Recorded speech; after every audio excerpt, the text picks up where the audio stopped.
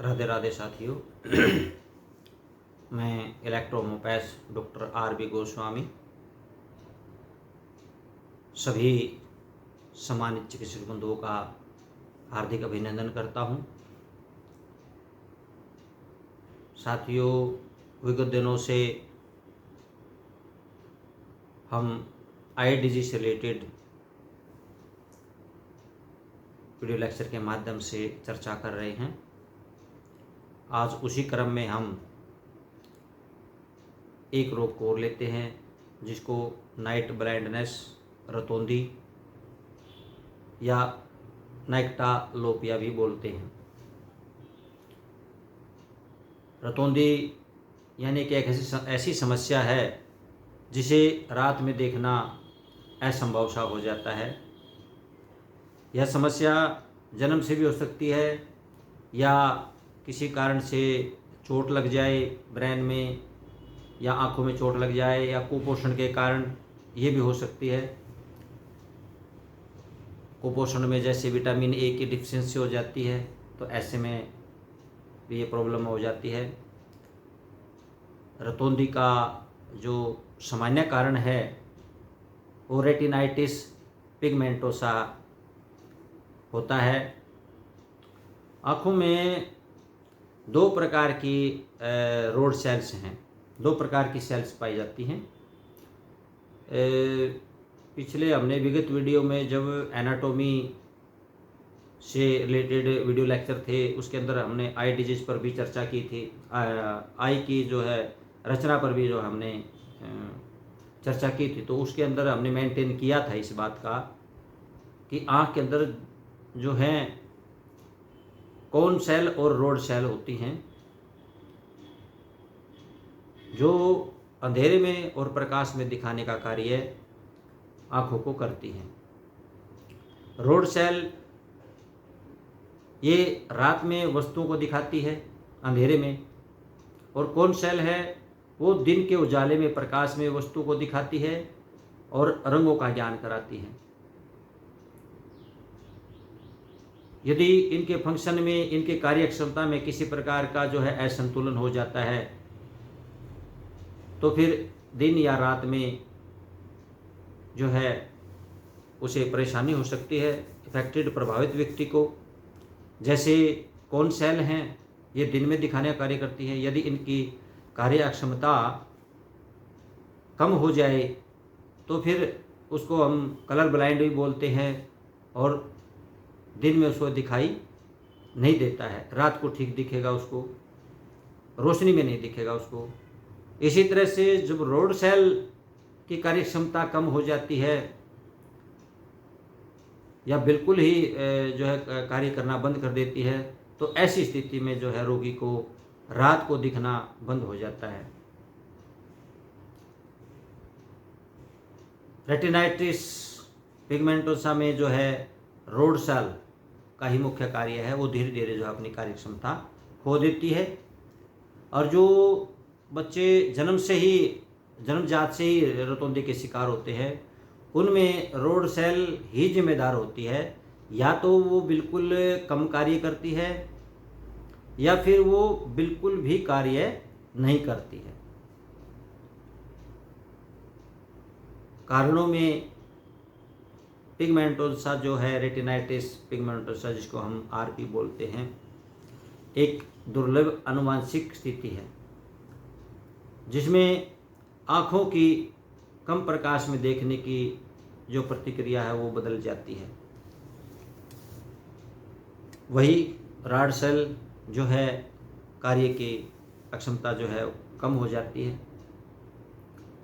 दूसरा जो कारण है इसका, विटामिन ए की डिफिशियंसी यानी कुपोषण का शिकार हो जाए जो व्यक्ति, उसको भी प्रॉब्लम हो सकती है। विटामिन ए की कमी के कारण जो है जीरो ऑफ्थेल्मिया नाम का रोग हो जाता है जिसके अंदर जो है आँखों का पानी सूख जाता है और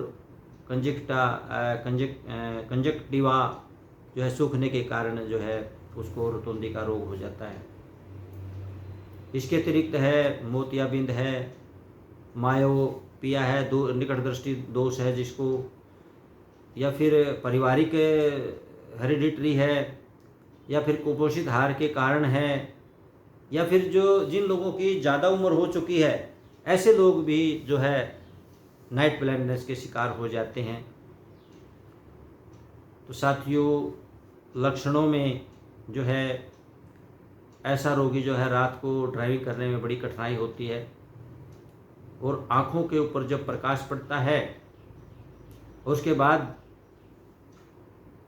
जब वो प्रकाश वहाँ से हटता है तो उसके सामने केवल काला धब्बा दिखाई देता है, इसके सिवा और उसे कुछ नहीं दिखाई देता।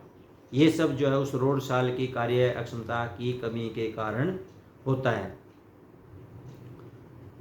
और फिर कुछ देर के बाद में जो है उसको चीज़ें धीरे धीरे जो है वो उसकी रोड सेल की जो कार्यक्षमता वो सामान्य हो पाती है, और धीरे धीरे जो है उसको आगे की सामने की वस्तुएं उसको दिखाई देने लग जाती हैं।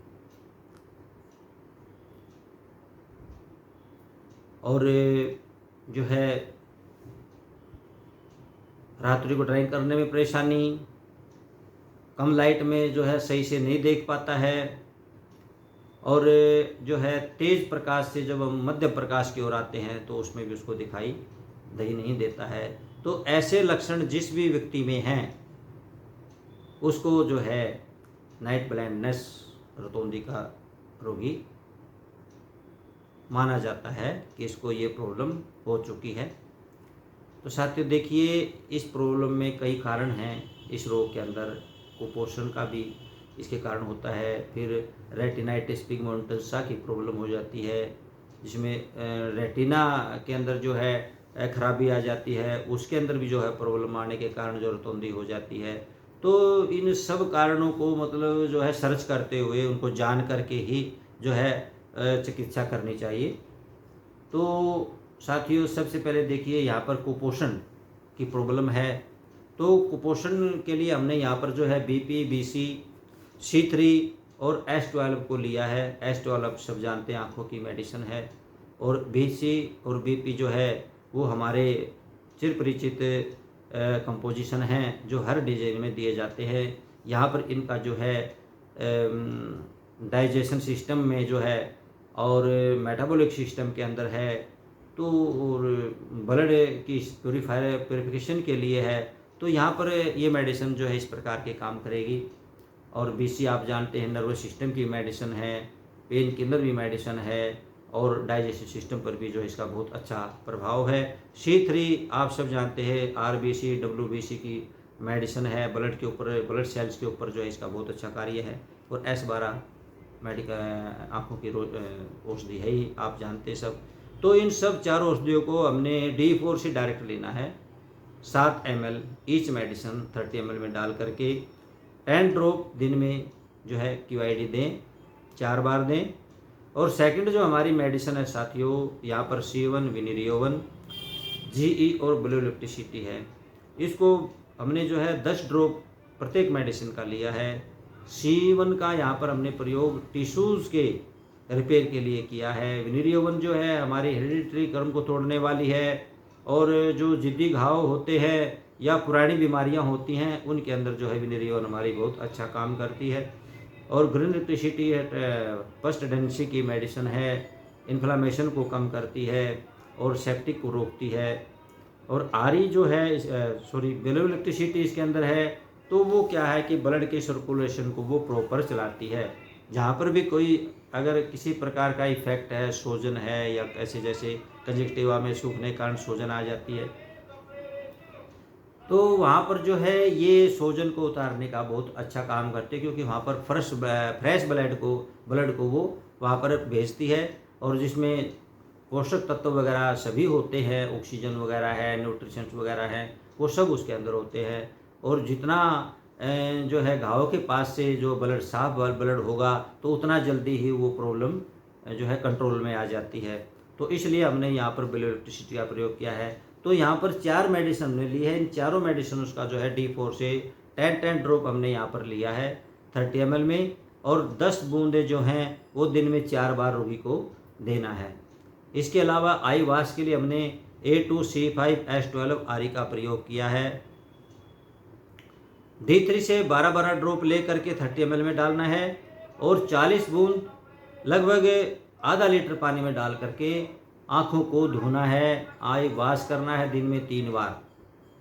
और उसके पश्चात में इसी का ड्रॉप जो है, इसी कंपोजिशन का ड्रॉप हमने रोज़ वाटर के अंदर बनाना है और उस रोज़ वाटर के अंदर 2 या 3 ड्रॉप जो है वो शुद्ध हनी की डालनी है और 2-2 बूंद आँख में दिन में 3 से 4 बार इसको डालें।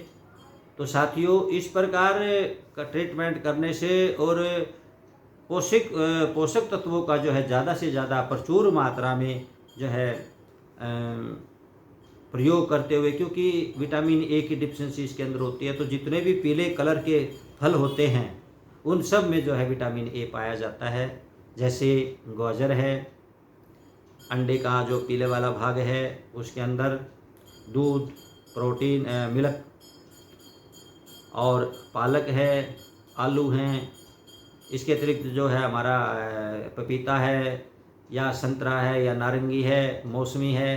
तो इस तरह के भी पीले फल जो हैं, फल जो हैं वो विटामिन ए से भरपूर होते हैं। तो इनका रोगी को जो है प्रचुर मात्रा में जो है सेवन कराना चाहिए और जो उपरोक्त मेडिसिन मैंने इसमें बताई है उनको देते हुए तो मरीज बहुत जल्दी जो है वो अच्छे परिणाम की ओर जो है अग्रसर हो जाता है और बहुत अच्छे जो है उसको लाभदायक परिणाम उसको प्राप्त होते हैं। तो साथियों, आज के लिए इतना ही और यहीं पर मैं अपनी वाणी को विराम देता हूँ। सभी साथियों को राधे राधे।